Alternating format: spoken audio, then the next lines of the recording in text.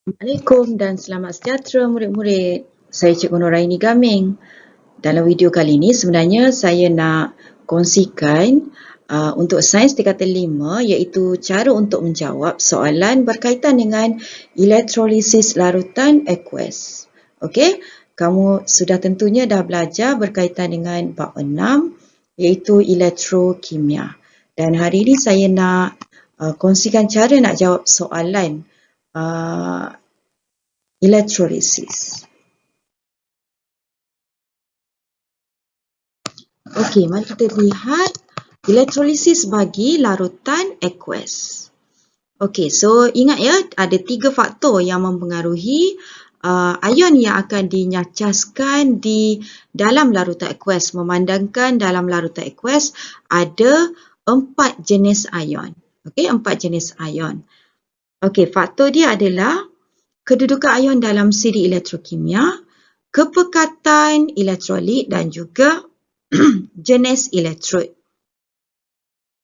Okey, hari ini cikgu nak bincangkan lebih lanjut berkaitan dengan faktor yang pertama iaitu kedudukan ion dalam siri elektrokimia. Mari kita tengok siri elektrokimia.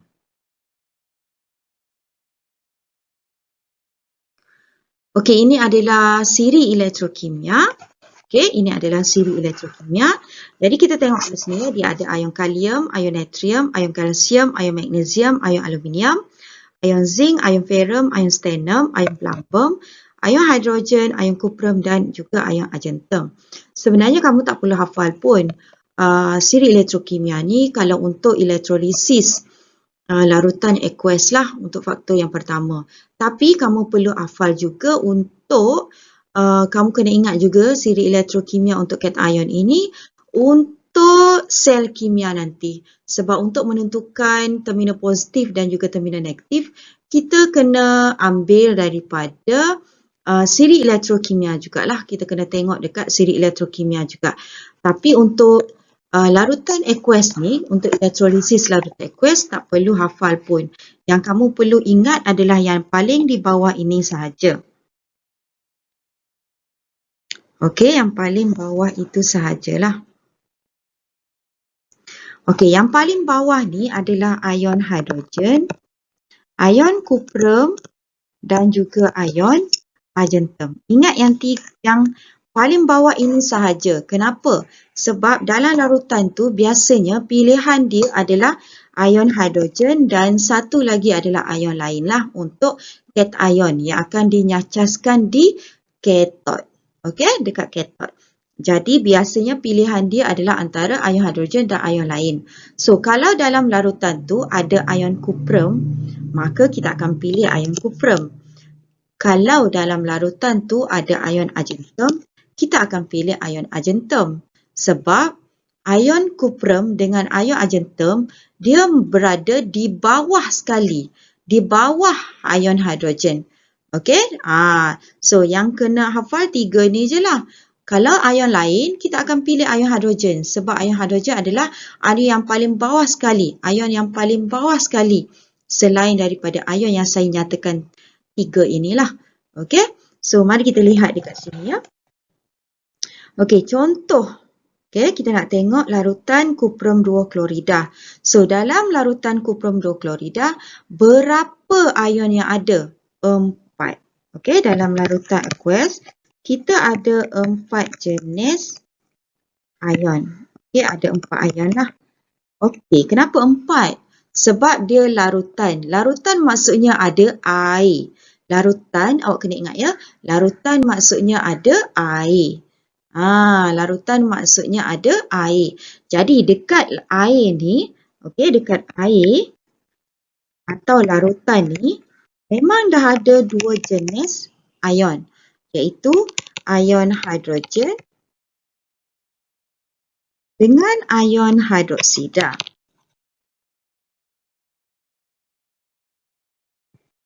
Okey. Kemudian dalam larutan ni kita tengok larutan cuprum 2 klorida. Dalam larutan dah ada 2 ion ni. Okey. Jadi ion cuprum satu lagi ion. awak dah belajar dalam bab 8 tingkatan 4 berkaitan dengan sebatian ion. Ingat lagi tak? Okey, dalam sebatian ion, logam akan mendermakan elektron dia kepada bukan logam untuk membentuk ion positif. Dan bukan logam pula akan menerima ion daripada logam untuk membentuk ion negatif. Jadi dekat sini, kuprum adalah logam. Jadi dia akan membentuk ion kuprum yang bercas positif. Ingat macam tu ya. Logam, ion positif. Bukan logam pula. Dekat sini klorida adalah klorin. Klorin adalah bukan logam. So, bukan logam adalah ion negatif. Jadi kat sini kita ada lagi satu ion klorida yang bercas negatif. Okey? Ion kuprum bercas positif. Ion klorida bercas negatif. Ingat yang tu ya. Logam, ion positif. Bukan logam, ion negatif. Okey. Jadi dekat sini kita ada dua jenis cation, iaitu ion hidrogen dan juga ion kuprum. Okey, anion pula. Okey, sebelum cikgu lupa, cation adalah ion positif. Okey, awak dah belajar kan? Cation adalah ion positif. Anion pula adalah ion negatif. Okey, jadi ion negatif dekat sini adalah ion hidroksida dan juga ion klorida. Okey, sebelum tu cikgu terangkan dulu berkaitan dengan elektrolisis kat sini. Sel elektrolitik kat sini ya. Okey, kita tengok kat sini dia ada bateri. Okey, bateri. Ingat ya, dalam bateri. Benda penting yang kamu kena tengok dalam rajah ni adalah bateri dulu. Sebab kamu nak menentukan kathod atau anode adalah berdasarkan bateri. So, bateri yang panjang ni ya, panjang. Okey, sebelah sinilah. Okay, yang panjang nampak tak sebelah situ? Itu adalah positif. Okey, dia adalah positif. Okey, yang sebelah lagi tu pendek. Cikgu lukis balik. Yang pendek adalah negatif. Jadi dekat sini negatif. So, elektrod karbon, okay, dekat sini diguna elektrod karbon ya. Elektrod karbon ataupun elektrod lah. Okay, yang bersambung pada terminal positif kita panggil anode. Anode adalah terminal positif. Yang bersambung dengan bateri yang negatif pula kita panggil dia kathod. Jadi anode adalah positif, terminal positif. Kathod adalah terminal negatif. Okey, so ion yang akan bergerak ke anode adalah anion. Kamu ingat kat sini N, sama nama dia kat depan ni. Anion, anode. Anion, anode. Yang akan bergerak ke kathod pula adalah cation. Nama dia samalah. Kalau cikgu ajar pelajar cikgu kan, kalau dalam bahasa Inggeris kita panggil dia cathode. Cat kan? Cathode. Macam tu. Cat. Cat maksudnya kucing kan? So cation ni contohlah kan? Kucing betina. Dia akan cari apa? Kucing jantan. So cat. Cat dia akan bergerak ke cat lah. Cation bergerak ke cathode. Okey? Jadi anion akan bergerak ke anode. Okey? Anjing betina pergi bergerak ke anjing jantan. Okey, ini perumpamaan sahaja ya. Okey, so apa yang berlaku dekat sini ya? Tadi cation ni akan bergerak ke cathode. Anion ni pula akan bergerak ke anode. Okey. Okey, mari kita lihat balik yang ni. Okey, so tadi bateri dekat sini. Ini anode. Ini cathode. Ini larutan kuprum 2 klorida. Okey, so semua ion yang ada kat dalam ni adalah ion hidrogen, ion hidroksida, ion kuprum dan juga ion klorid. Okey, kita tengok ion yang akan bergerak ke anode. Okey, kita tengok ion yang akan bergerak ke anode. Okey, so anode adalah charge positif. Okey, terminal charge positif. Okey, jadi yang akan bergerak dekat dia adalah anion, iaitu ion yang bercas negatif. Jadi dekat sini adalah ion hidroksida dan juga ion klorid. Okey, so tadi cikgu dah terangkan yang ion yang paling berada di bawah sekali dalam siri elektrokimia akan dipilih. Okey, sebelum tu cikgu lupa nak maklumkan. Okey, kalau larutan kuprum 2 klorida, dia tak bagi tahu cair atau pekat, kita consider dia adalah cair lah. Okey, tapi kalau dia dah bagi tahu kat situ pekat, awak kena guna faktor yang kedua, iaitu kepekatan elektrolit. Tapi dekat sini dia tak nyatakan apa-apa, jadi kita akan ikut faktor yang pertama, iaitu kedudukan ion dalam siri elektrokimia. Okey, kita tengok balik dalam siri elektrokimia ni. Okey, so anode, okey, dekat anion ya, kita tengok dekat anion dekat sini. Okey, so yang paling bawah sekali akan dipilih untuk dinyacaskan. So yang paling bawah sekali kalau kita tengok dekat sini adalah ion hidroksida. So sebenarnya dalam untuk anion ini awak hanya perlu ingat yang bawah sekali je lah, ion hidroksida sahaja awak ingat. Okey, jadi dalam sini kalau untuk kedudukan ion dalam siri elektrokimia tak perlu fikir panjang. Terus ambil ion hidroksida. Sebab ion hidroksida paling bawah sekali. Ini khas untuk faktor yang pertama lah, kedudukan ion dalam siri elektrokimia. Sebab ion hidroksida memang paling bawah sekali. Jadi automatik kita akan pilih ion hidroksida.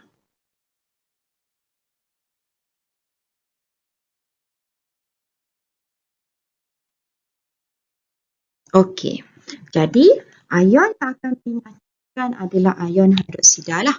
Okey, sekarang kita tengok pula dekat kathod. Okey, kita tengok dekat kathod.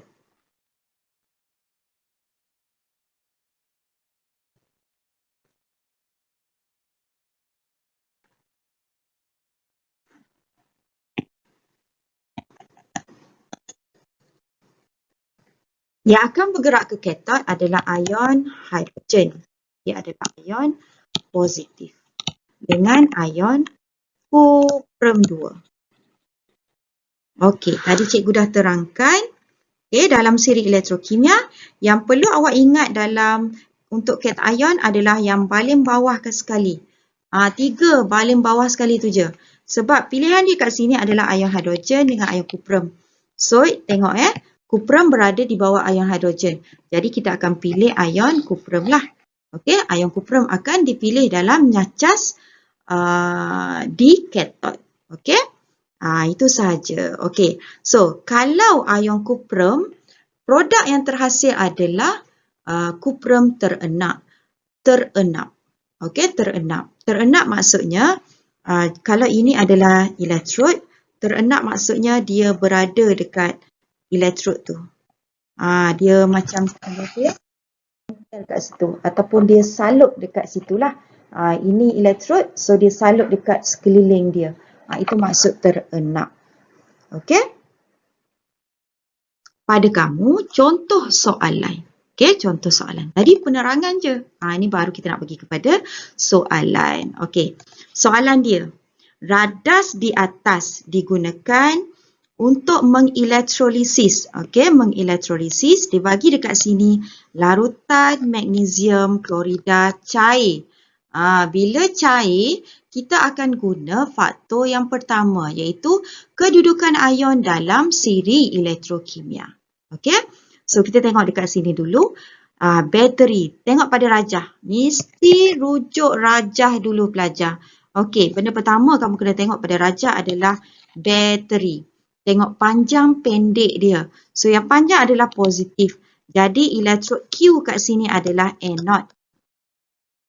Okey, pendek dekat sini adalah P. Jadi P adalah cathode. Okey, cathode. Alright. Kita tengok dekat sini. Namakan elektrod P. So P adalah cathode. Q. Q adalah anode. Okey. Kemudian soalan P dia kata, tulis semua ion-ion yang hadir dalam larutan. Semua ion yang hadir. So kita ada larutan. Maksudnya ada air. Bila ada air, dia ada ion hidrogen dan juga ion hidroksida. Kemudian magnesium. Magnesium adalah logam. Jadi kalau logam, dia adalah ion positif. Jadi dekat sini kita akan tulis ion magnesium. Dan yang terakhir, klorida. Jadi dia ada ion klorida. So, berapa ion yang ada dalam larutan ni? 4. Okey, 4. Okey, 2 daripada air sebab dia larutan, 2 lagi daripada bahan yang kita larutkan dalam air tadilah, iaitu magnesium klorida. Okey, jadi 4 ion yang ada dalam larutan ni. Okey, sekarang kita tengok soalan yang seterusnya, soalan C. Nyatakan ion yang dinyacaskan di katod. Okey, so dia di katod ya, di katod. Okey, so apa di katod? Okey, kita tengok dekat katod tadi, ada 4 ion tadi kan. So katod yang akan bergerak ke katod adalah cation. Jadi kita tengok dulu, apa cation yang ada dekat dalam larutan ni. So kita ada ion yang akan bergerak ni, cation adalah ion hidrogen dengan ion magnesium. Okey, ion magnesium. Jadi pelajar, kalau awak tengok dekat sini, ion mana yang dinyacaskan di katod? Tadi cikgu bagi tahu awak hanya perlu ingat 3 ion sahaja dekat dalam anion tu ya, dalam siri elektrokimia untuk anion 3 sahaja, iaitu ion hidrogen, ion kuprum dengan ion silver. Okey, jadi dekat sini dia hanya ada ion hidrogen dengan ion magnesium. Magnesium tak ada kan? Tak ada dalam pilihan 3 ni. Jadi automatik kita akan terus ambil ion hidrogen. Sebab ion hidrogen adalah di bawah. Di bawah sekali. 3 yang cikgu suruh awak ingat tu adalah ion yang berada di bawah sekali. So magnesium dia dekat atas. Jadi yang akan dinyacaskan kat sini adalah ion hidrogen. Okey, ion hidrogen. Okey, jadi awak kena tengok kat situ je lah. So, ion apa yang ada antara dua ni? Ion hidrogen je ada, so pilih ion hidrogen lah. Okey, namakan hasil. Bila ion hidrogen, hasil dia adalah gas hidrogen. Sebab apa? Bila hidrogen ni, dia terima balik elektron, dia akan bentuk balik hidrogen gas. Okey, hidrogen gas. Ujian kimia bagi mengesahkan jawapan di C2 di atas. So, maksudnya kita nak uji kehadiran gas hidrogen. So, kita akan guna kayu uji menyala. So, apa berlaku? Bunyi pop terhasil.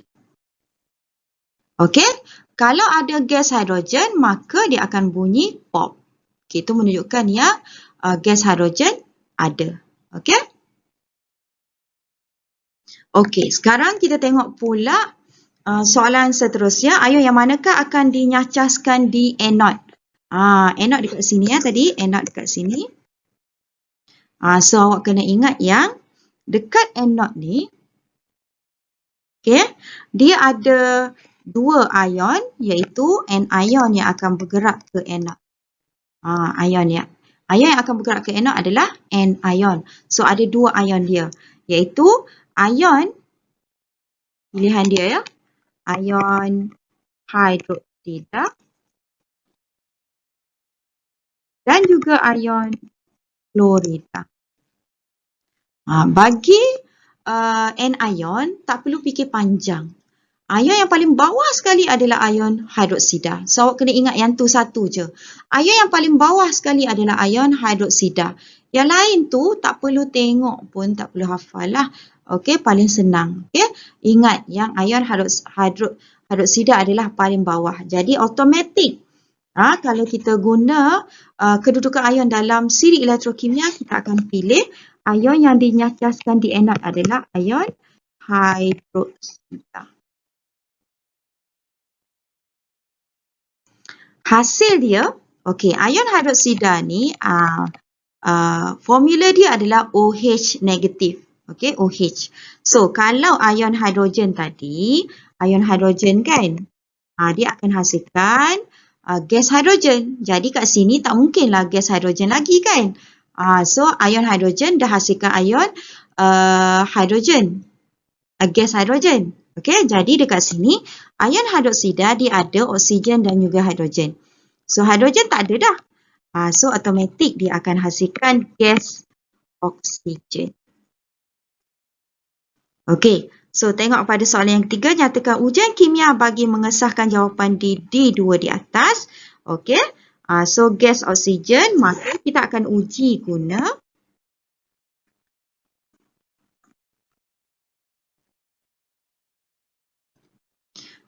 kayu uji berbara. Okey, berbara. So, apa yang berlaku? Dia akan menyala balik lah. Dia akan menyala semula. Okey?